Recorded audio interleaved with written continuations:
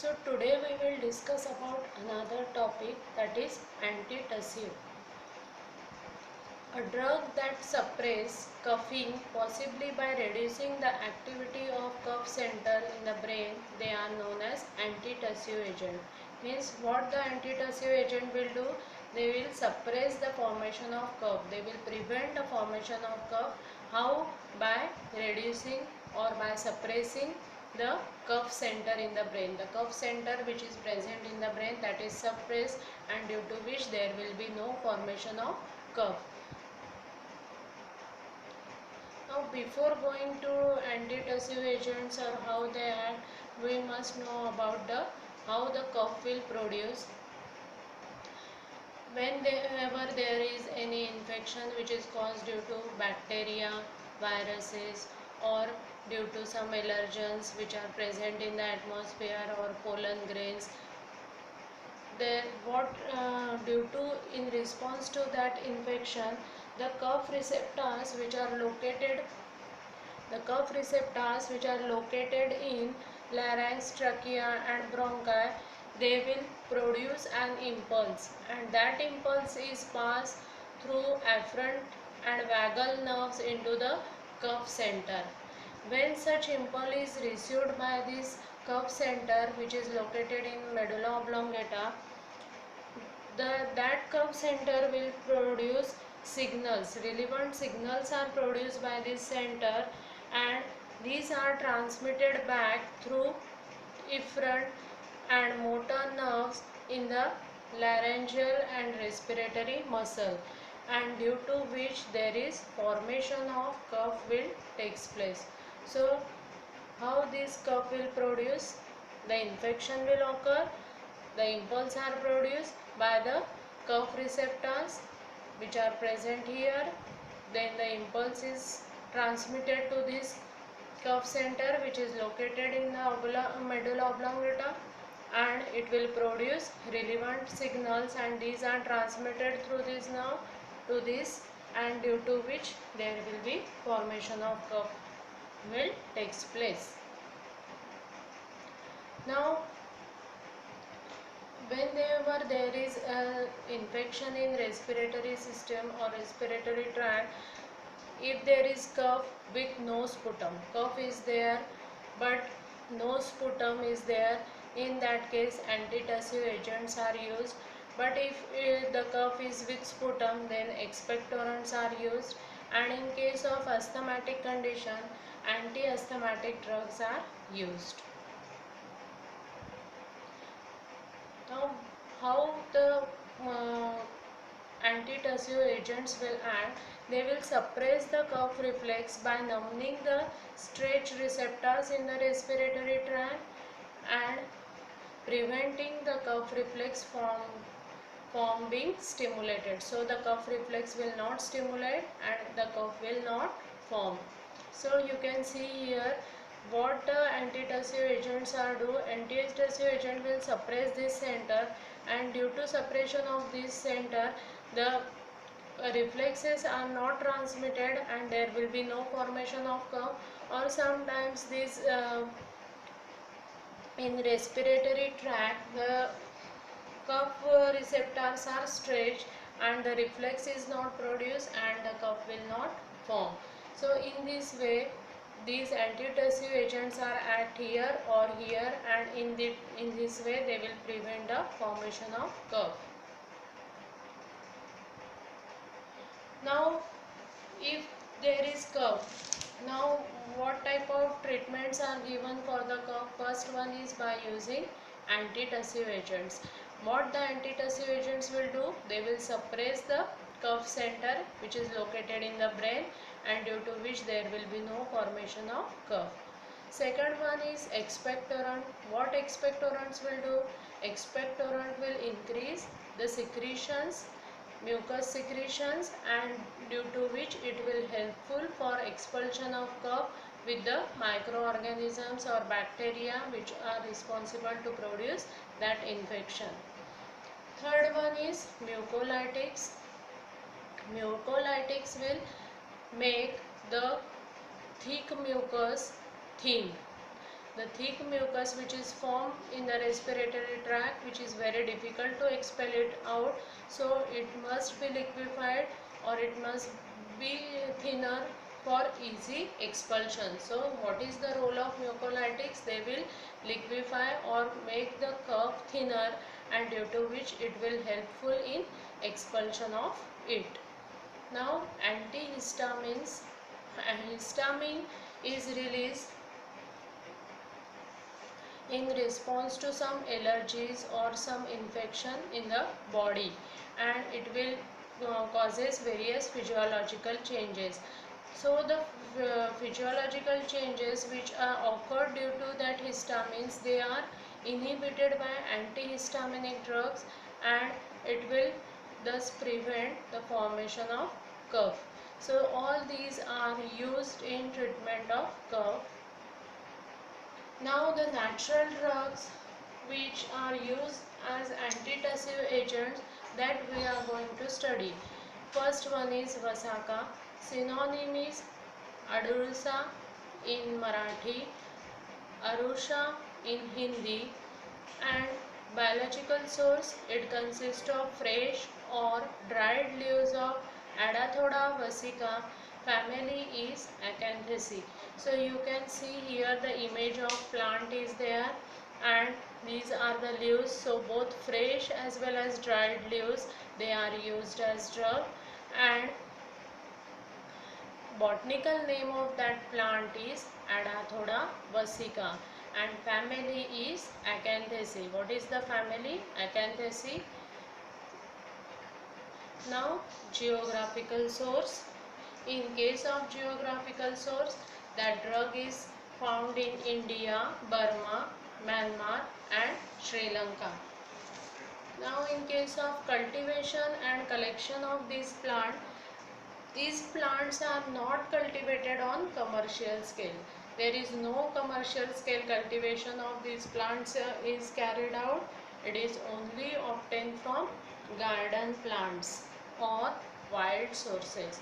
So wildly it is grown, and from the wild sources the plant or leaves are collected, or it can be grown as a garden plant, and from that leaves are collected. But if the cultivation is carried out, then the propagation is done by stem cutting. Stems are used for propagation or germination of plant, or sometimes the plants are germinated by using seeds. Seeds are sown in the soil and the plant will grow. In this way the cultivation is done. It is obtained in all season. You can grow the Vasaka plant in all season, but if the soil is loamy, then it is favorable for its cultivation and collection. It requires some well-drained soil. And the height of plant is about 2 to 3 meters. If you can see, the height of plant is about 2 to 3 meters. Size 12 to 20 centimeter long leaves are there. Leaves are 12 to 20 centimeter long and 2 to 2.5 centimeter in width. The shape of leaf, you can see here, the shape of leaf is lanceolate. This type of shape is known as, it is a lance shape. So the leaves are ovate and lanceolate. Now the margin is entire or slightly crenate margin is there. Venation is pinnate venation. Apex, acuminate apex, and base is tapering. So this is about the morphological characters of Vasaka leaf. Now when you are taking a transverse section of leaf and see under the microscope, this type of structure you will find under the microscope. This one is upper epidermis. That upper epidermis contains stomata.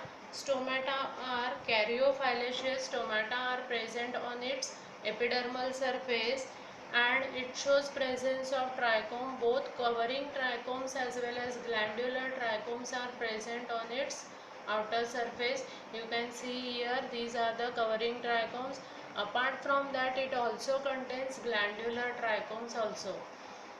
And there are about 2 to 3 layers of palisade cells below upper epidermis, and in the lamina region you can find here these are the palisade cell below upper epidermis.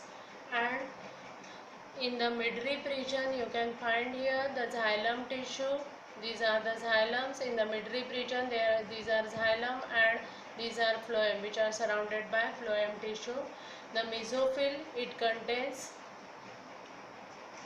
vascular bundles, bipolateral vascular bundles, and prismatic and acicular calcium oxalate crystal. Prismatic as well as acicular calcium oxalate crystal as well as bipolateral vascular bundles are seen in mesophyll region.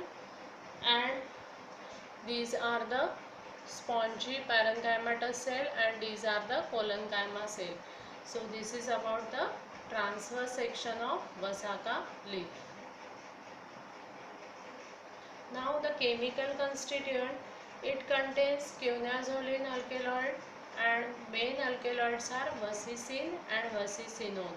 Main important alkaloids which are present in the drug are vasicin, vasicinone, 6-hydroxyvasicin. They are responsible for producing therapeutic effect. It contains volatile oil and betaine and vasaicin. So these are the constituents from Vasica. Now the health benefits of Vasica. First is it prevents coughing. It will suppress the center in brain, and thus it will prevent the formation of cough. It will prevent coughing. Second one is it is used as antiviral agent. It kills viruses. It is used as antiviral agent, and it is also effective in curing bronchitis. Bronchitis means inflammation of bronchi, and it is used for curing that bronchitis. It also cures ulcers. Ulcers are produced in the intestine. It will helpful to cure, or in the stomach, that will helpful to cure ulcers. It will reduce joint pain. When there is pain in joint or rheumatoid arthritis is there, it will be helpful for that joint pain also. Reduces asthma. It is also helpful for asthmatic patient. It will reduce the asthma. It cures sinusitis. Sinus means there is a condition in which there is inflammation of sinus tissue, and when there is inflammation of sinus tissue, it will increase the formation of fluid as well as microorganism in that tissue. And but if the sinus is normal, then it is filled with air. So instead of air, it is filled with fluid and microorganism in case of sinusitis. So it will helpful for curing sinusitis also. It provides relief to sore throat, good for gut health, proper digestion, helpful in good for gut health also. Effective on uremia. Uremia is the condition in when there is infected kidney, or when there is infection in kidney, or when there is any disease in kidney. It is also helpful in that condition also. Apart from that, it is used as expectorant, which will helpful for expulsion of cough by increasing mucus secretion. Some side effects are there. In large doses, it causes nausea, diarrhea, vomiting, and vasicin also shows abortifacient action. When large doses of vasicin or Vasica extract is given to the patient, the abortion may occur. So abortifacient action is also there, and it will cause, on large doses or high doses, it causes nausea, vomiting and diarrhea. Now, what we have learnt in this today's topic, that what are antitussive drugs, how the curve will form, and how the antitussive drugs will act on that formation of curve, and which alkaloids are present, that is quinazoline alkaloids are present in Vasaca, Vasicin and Vasisone, and it shows expectorant and bronchodilator activity. So this is the summary about the topic.